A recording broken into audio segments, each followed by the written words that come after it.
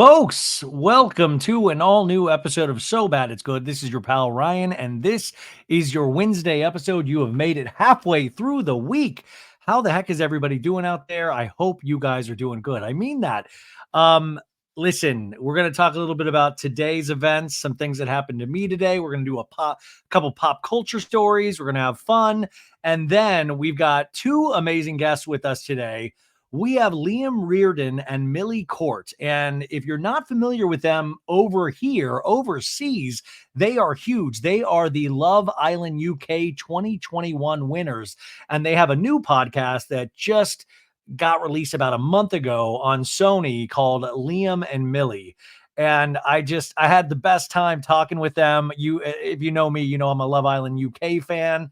Love Island USA really exploded over here, but I always think it's good to, get a little culture, go across the pond and check out how Love Island got started. And you got two of the winners, and they're in this relationship and they live in separate places. Like he lives over in Wales and she lives in Essex. So it's kind of this long distance relationship. So I always think it's interesting to have a podcast, but they are together today on this show, and they were a lot of fun. I like these guys a lot, and they were super open. So even if you haven't checked out Love Island, I think you really are going to like them, and you should check out their podcast.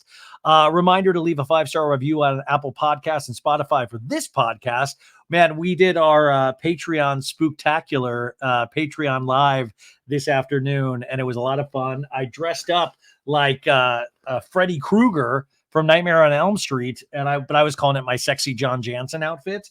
And then I found my Real Housewives of Salt Lake City bonnet that I wore last season when they did the butter churning episode. So I found that. So I made a costume change. And then Maritza, who I work with, she dressed up as me, and she found this same damn cardigan sweater that I overwear. She found this, got it, and she dressed up like me. She had a baseball hat. She had like the gray and white beard, and she had a Batman action figure. And at first I was confused. I was like, who is this? And then I realized, I was like, oh, that's me. Anyways, come join the fun over at Patreon, patreon.com/so bad it's good. Tomorrow morning, I go to Charleston. For Sophie's wedding. Sophie, who hosts Monday's episodes with us on the Pop Culture Roundup, our little Sophie is getting married on Saturday. So we are headed out tomorrow, and I'm really excited. I've never been to Charleston before, so I can't wait to see what that city has to offer. Craig Conover, I'm coming to buy your pillows. I'm going to buy a sewing down south. I'm about to buy every pillow that I can see. And like I said in another episode, I think last week, I was like, I'm going to go directly in there and I'm going to say, I need this staff to tell Craig to unblock me on Instagram. Come on, Craig, it's time.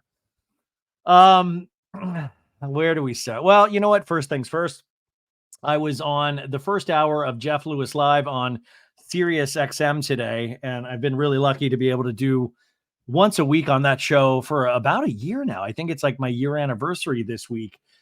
And it was wild. I don't know if some of you guys already heard about it. You might have seen somebody make a post. I saw a bunch of people making posts, which always makes me nervous because I'm like, oh no. I don't know. Like I like doing all of this, but then sometimes you're just so worried about the reception of something. And Jeff had Lala Kent. You know Lala from Vanderpump Rules and the upcoming second season of The Valley. She just had baby Sosa 2 months ago, and she was on Jeff Lewis's show today. And I got to be on the 9 a.m. hour with her. It's her, Jeff, and Shane Douglas. And Shane is awesome. So already I was kind of nervous because I'm usually the 10 o'clock hour. So I wanted to make sure I did good. And Jeff and Shane were both, they said, hey, we want this to be like a co-interview, come with questions. And so I did a bunch of research, even though I kind of know a lot of this stuff anyways. I listened to 2 episodes of her podcast this week, which I usually don't listen to. And I enjoyed it. It was Heather McDonald, and I thought they had a good rapport. And, Jessica, her co-host, an assistant, she was with Lala today. So I got to meet her, and she said a lot of interesting things on her podcast. So I had a lot of questions about that, but Lala is kind of busy right now. She has this, she's one of the celebrities on this new game show called Are You Smarter Than a Celebrity, hosted by Travis Kelsey. So I was like, oh, we can talk about that. We can talk about, I thought we were going to talk about the Valley, about the baby. I really didn't think that we would dip too strong into Vanderpump Rules season 11 because it's been done for a hot minute now, right? But you never know. Nothing is truly planned out on that show. I think that's what makes it really, really good. And it's different than when I have a guest on where I'm kind of doing a broad overview interview. And Jeff, it's not like it's a vibe, but Jeff is so kind of quick and funny. And there's a lot of talk about his personal life and a lot of talk about the world at large. And I think what's so great about his show is that a lot of our lives, like the regular chumps, he'll talk about things that we're doing. He'll make fun of us. We'll make fun of him. And it's something that I really, really enjoy. So you never know. Like I didn't know exactly how it was going to go, but I was really, really, really excited. Now I went into this a lot more on the Patreon today, but I'll give you a broad overview. So I was prepared. I was really excited. You get there early, got there at like 8. And then around 8:30, people were starting to come in. Lala and her publicist and Jessica, her co-host slash assistant, came in. And Lala looked beautiful. She really, really, really looked beautiful. And, it's shocking that she only gave birth 2 months ago. I mean, her metabolism God, I wish I had, like, I look like I'm 9 months pregnant right now. Wish I had her metabolism, but she, it was great. I've met her a couple of times through the years and, but you never know if anybody's going to remember you or anything of that nature. And I never think anybody will. So that's fine. I can just be in the background. But we were talking beforehand, all of us, and it was super chill, super funny. I was talking about what she was doing. It was super relaxed. Lala kind of did say that, well, not did say, it was her 6-month sobriety anniversary yesterday or Tuesday, which was awesome. Like 6 years. That is truly this feat. And she was telling Jeff this, and Jeff was like making a beeline for this. Her manager had all of this beautiful jewelry with him, and he was like, the diamonds were catching Jeff's eyes. And Lala was like, I just said I had my 6-year sobriety anniversary. He was like, oh, that's great. Look at those diamonds. But it was actually really funny. So we go in and they video this thing. So you go in and they even video, I think, if I'm not mistaken, I haven't checked it out yet, but they tell us that they videotape like even what's going on in the breaks. So they always warn us like, oh, be careful what you say during the breaks because it will be recorded. So we start, and I think I was just really excited, as I always am, and probably a little nervous. And I think I was red-faced. And Jeff pointed out, like, what, you're red-faced. What are you doing? I was like, oh, I'm just nervous.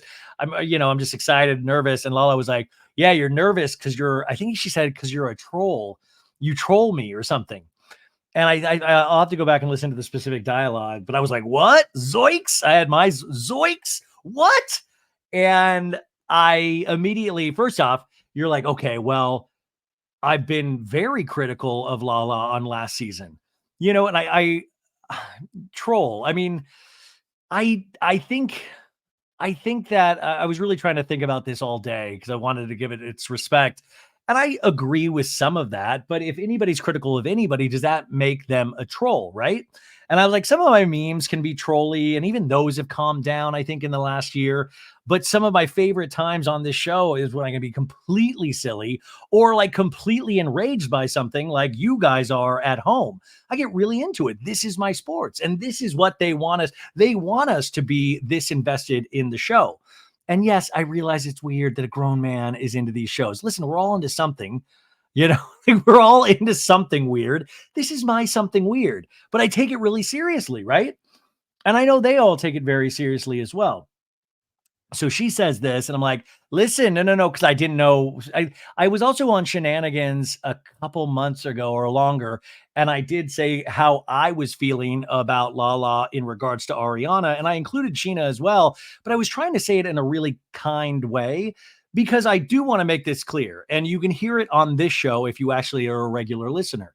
If you are with somebody in person or you get the opportunity to interview somebody, you guys might think you will handle it in a such and such a way, but I want it to be a positive experience.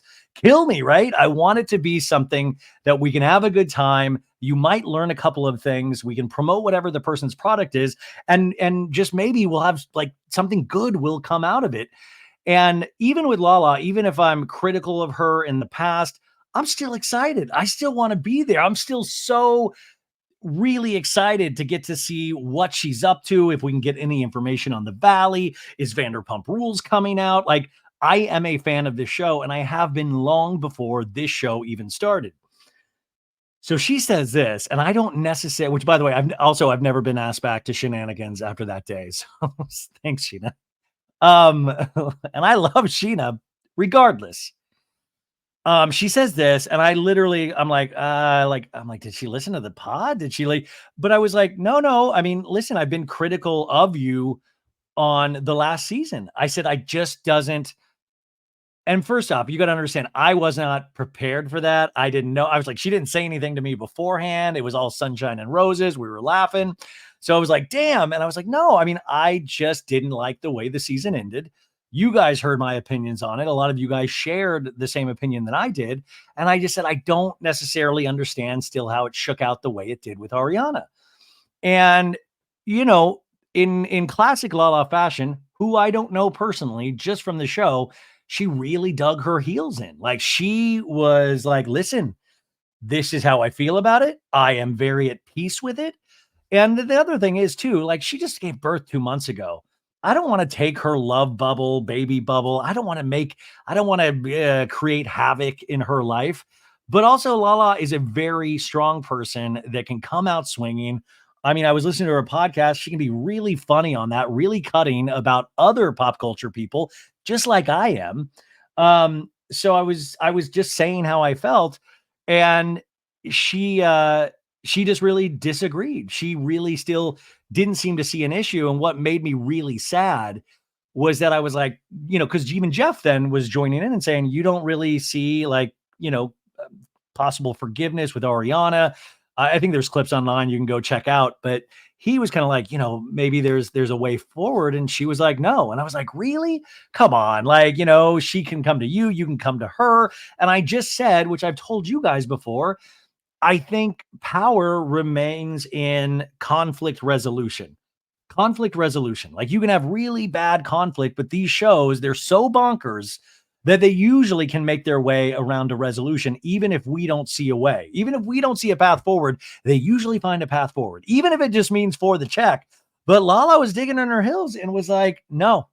And I think Jeff was like, you're not going to be friends with her ever again. And she was like, no. And I just was flabbergasted. But on top of that, I was bummed.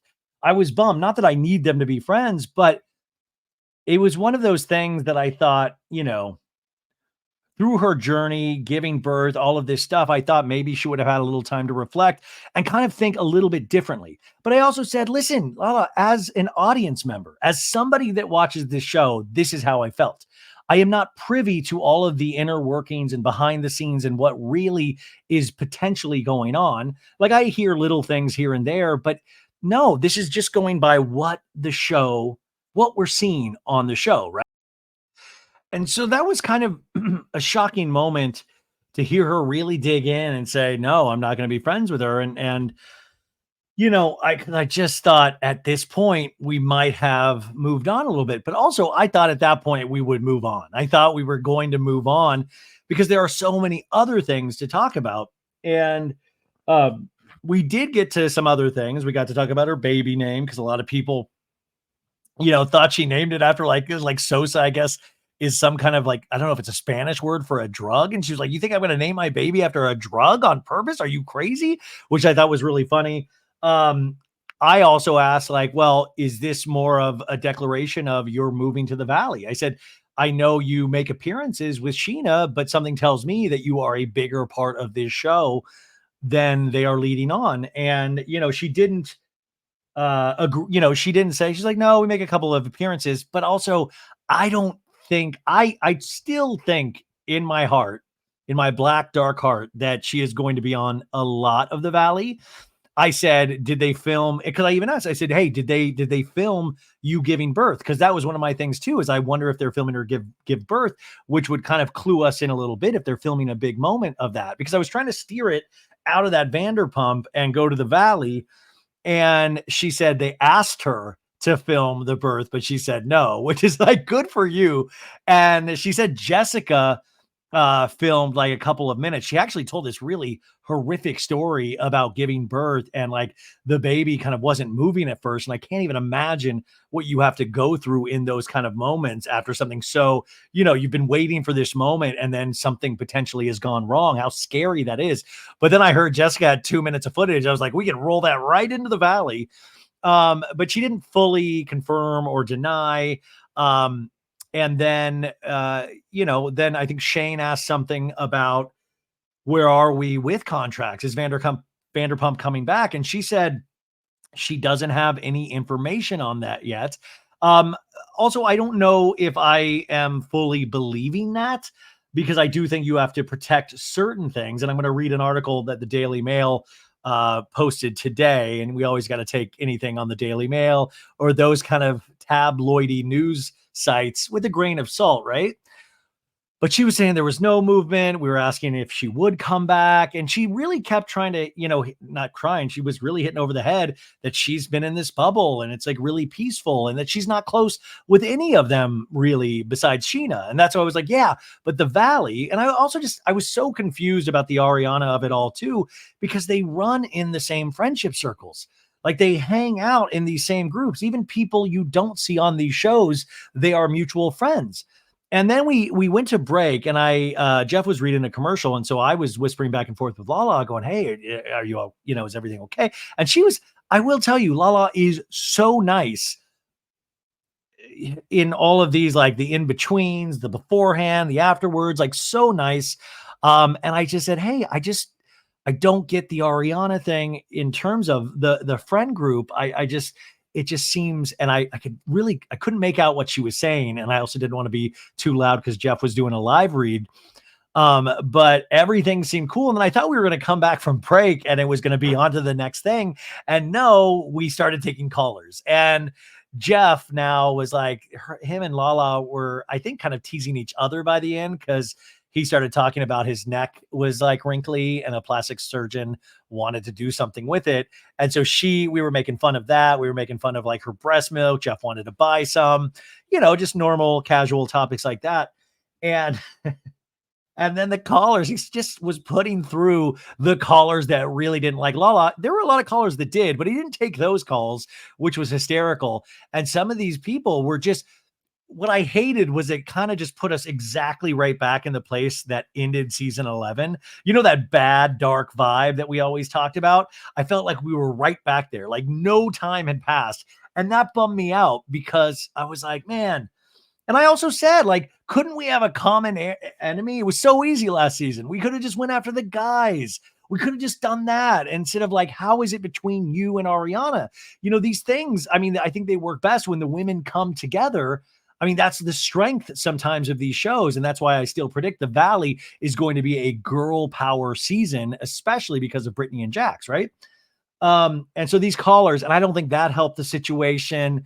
And it wasn't a full blown mess, but I just felt bad. I felt bad. I felt bad all day about it. And she was super nice afterwards. We talked really briefly, and um but when I left there, the thing that I've been thinking about all day was that I was like, did was this the final? And it's not, because it's not, but let me tell my paranoid thought. Was this one of the final nails in the coffin for Vanderpump Rules? Because I'm like, if I'm a producer and I know that's their job is to find ways to make things work and the puzzle and all of this, but was this one of the nails in the coffin? Because this is once again, if Ariana won't film with Tom, Lala won't film with Ariana, we have all of these restrictions. Why are we going back? I've always said, and believe me, when it comes back, if it comes back, I'm going to be watching every damn episode the moment it airs. But I was like, why? Why? There's such bad vibes. It's easy to see a world where, oh yeah, we could just go to the Valley. We could just really put all of our stock in the Valley and ride that wave and see how it goes and really hope for the best, because it just seemed icky. It just seemed, and I will say Ariana, I don't think she talks about Lala in her interviews, or I don't even know if she does interviews right now, but I haven't really heard her speak of it. And I bet for Lala, it's got to be pretty annoying to have to defend yourself. But when you say kind of incendiary things, you are going to get that pushback, especially at the level that Lala is at. Um, but I've been bummed like that's how weird as a person I am. I've been bummed all day. I was like, ooh, because I just thought, I don't know. And I know that's not life. And she, I think, even made a point of that, of the reality of these situations. And yeah, but if we're going on the reality of these situations, none of this cast should have hung out with each other at all after season one. I mean, this shouldn't even be a show at this point. So I always felt there was a way back. But I think one of the things about getting older is that sometimes it is hard to find a way back because life changes. The pressures change. Like people get sick around you. Work gets more stressful. You have kids. All of these things happen where usually you're not then forced to film for like 5 months of the year on a show that started off with binge drinking at a bar. Like it's a young man's game. But I think the Valley, at least, there's a kind of this. Uh, you are like, well, they have kids. It's called the Valley. It's more of a grown up place, which we know it's not. Also, we didn't even get to this topic, and I talked about her on break because on her podcast, she was talking about that dude Julian that Brittany hooked up with. Not, I don't think it's allegedly at this point. Brittany hooked up with after she separated from Jax, and Lala told a story on her podcast where she was the one that brought Julian into this friend group because she was the one that initially hooked up with this dude years and years ago, and so she even fielded a phone call from Jax going, who's this guy? Like, because Jax knew him. And I was like, damn, that seems messy. And she also said that she filmed a scene with Julian in season 10 of Vanderpump Rules, but they never aired it.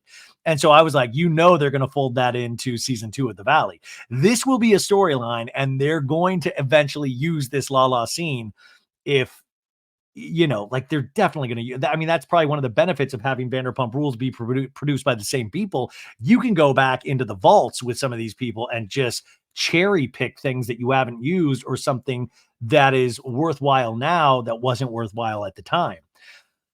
But I mean, Lala, I mean, I don't think, I think I was more rattled than she was. I mean, she did her Lala thing, and she did the whole thing. I'm a tough bitch. And I even said, like, I also just said, can't we accept that Ariana is a different person than you? You are steadfast, you are strong, you lead with your chest.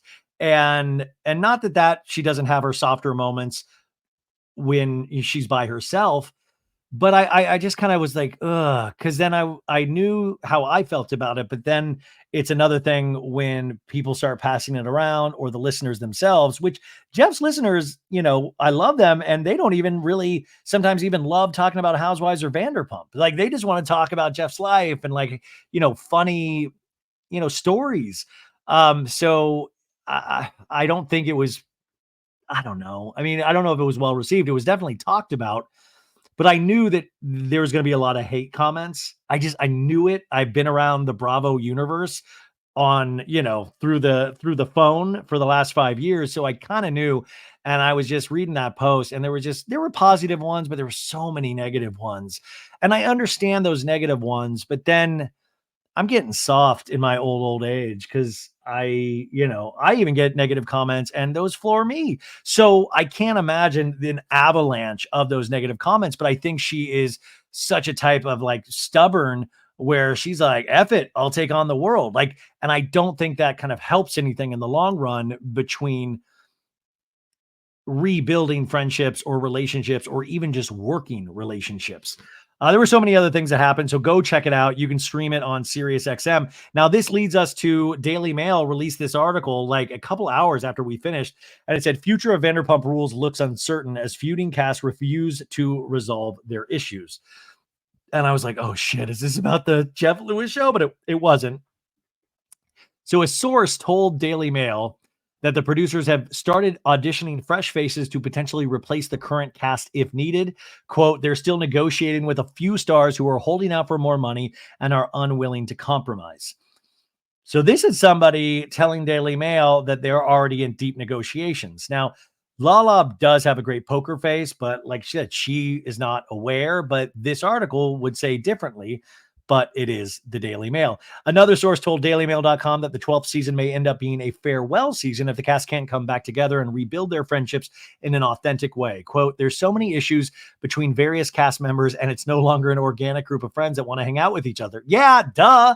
That, yes, exactly. Period. Quote, in the past, they've been able to come back from some of the worst fights imaginable, so there's still hope that they can all move forward and have a fresh start.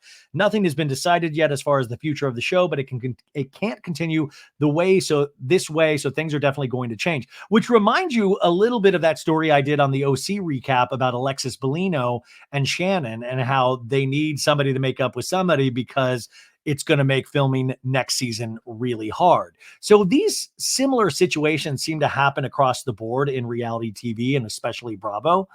It says another source close to production confirmed that conversations around casting and the future of the series are still ongoing, but a decision will be made soon. Yeah, and it was kind of hinted that Ariana isn't coming back today, but I don't have any basis of fact for that. And now if Ariana doesn't come back, then I mean, in some ways we're fine because I think Lala, I think, and I hate to say that because I want Ariana to come back. I think a lot of people would really be really bummed and potentially livid if she doesn't come back. Oh, I also asked her how she was with Katie, and it seemed like that was kind of negative as well, or still negative as well. I didn't get to ask her about if she'd met Katie's new boyfriend because it didn't seem like she was talking to Katie. So it just seemed very toxic. Tom Sandoval on TMZ last week teased a potential move to the Valley after making amends with his former best friend Jax.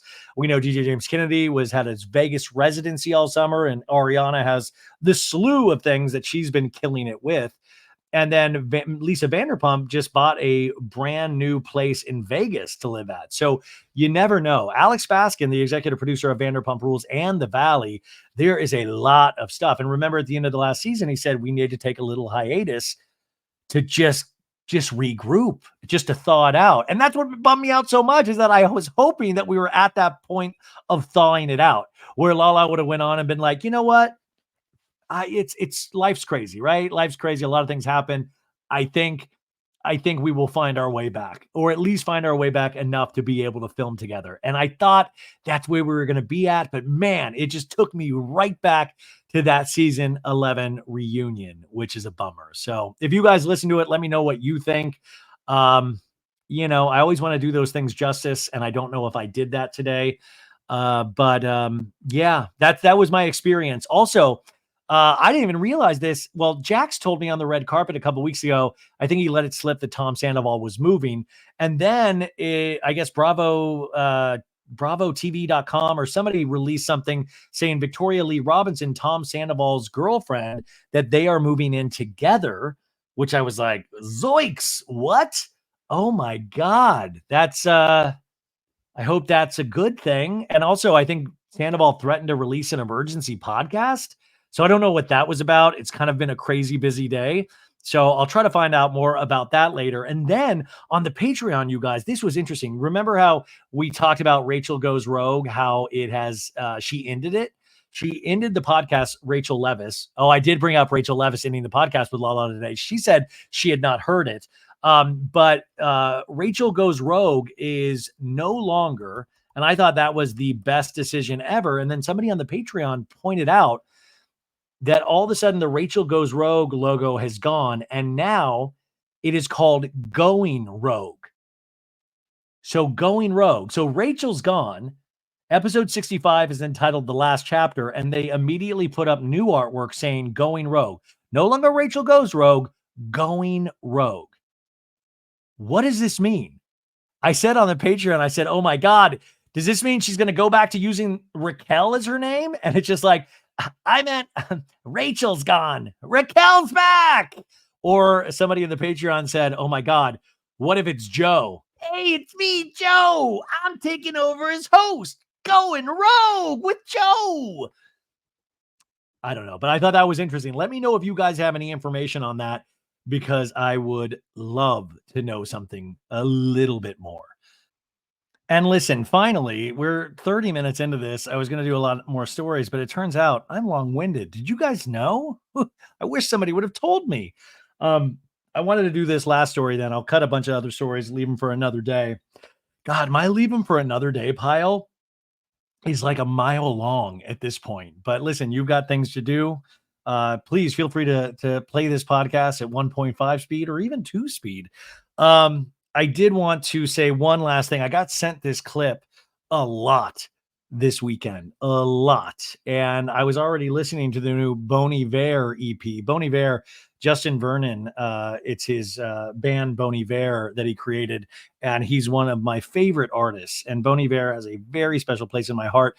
There's a new 3-song EP, 3 or 4 songs called Sable that is out. And if you want some crying music, I highly recommend the new Bon Iver EP. But I also recommend this, but it's not crying, it's good crying, you know.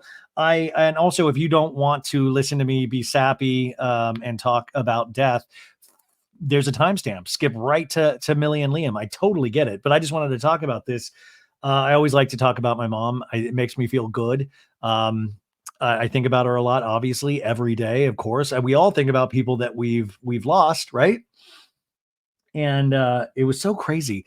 Last night, I had a lot of dreams, and I remember, and I only remember, like, my mom was in my dream, but then some other bullshit was in my dream, and I woke up thinking about the other bullshit that happened in the dream. Something like, why would you even focus on that? And then I was like, coming out of that sleep, and then I was like, whoa, whoa, wait, mom was there. And I forgot what mom was doing in the dream, but it was exciting that she was there. But then I was like, what does that say about me that I focused on this other bullshit over here when mom was in the dream? What if she was trying to tell me something important and I'm sitting here focusing on something that I shouldn't focus on at all? So that was frustrating, but it was very exciting. Mom, if you were listening to this podcast, first off, mom, 5-star review wherever you're at, please. But also come check in again, and I will do better at paying attention this time. So Andrew Garfield, the actor, what a good actor and what a charming, charming dude. He has a new movie out right now called We Live in a Time with him and Florence Pugh. And I really want to see it. It's a romantic comedy, but this dude is a fantastic actor. But like I said, charming as hell. This guy could charm the pants off. I don't know, even me. I don't know. I don't like to take my pants off, but that's how charming he is that he's just like just his accent, the whole thing. And he's been doing all of these promos. He did like Colbert. He did the show Chicken Shop Date, which is really cute if you haven't checked that out yet. But he also went to one of my favorite places to plug a movie, and that is Sesame Street. Yep, Sesame Street. A lot of us grew up with Sesame Street, and it is still around. It is still thriving. And Elmo, everybody loves Elmo. And Andrew Garfield stopped by and had this conversation with Elmo that I thought was so beautiful. And, you know, it works for kids. It worked on me. It might work on you. But like I said, if you don't want to listen to this, just feel free to skip on by. But I'm going to play you this. It's about two minutes and 20 seconds. And I just thought this was beautiful. It's a little sad, but overall, it's beautiful. It talks about remembering people and how that's a good thing. And we don't always have to associate it potentially with bad and with tragedy, which it is, but there's also this great thing about being alive and how our hearts work, that you can feel these things, right? Being able to feel something, even if it's sadness, is still a feeling. And that's pretty amazing about being human. Okay, so here it is. We'll see how the audio is, but here we go. Hey. Everybody. So what's doing?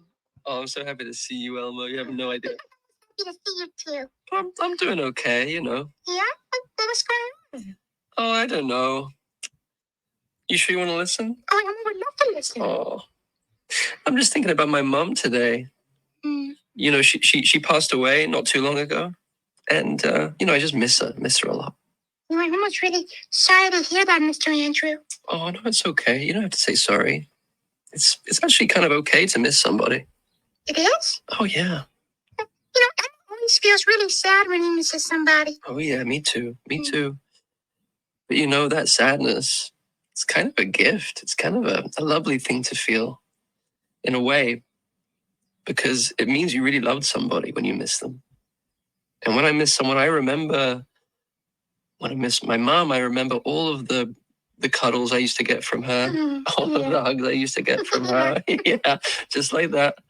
And it makes me feel close to her when I miss her in a strange way.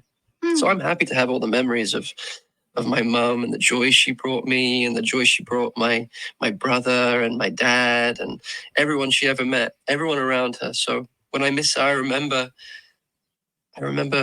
it's because she made me so happy. So I can celebrate her and I can miss her at the same time. Wow. Yeah. Elma really loves that, Andrew. Elma really listens really well. Elma. People are doing. I'm almost very happy that you shared that with him.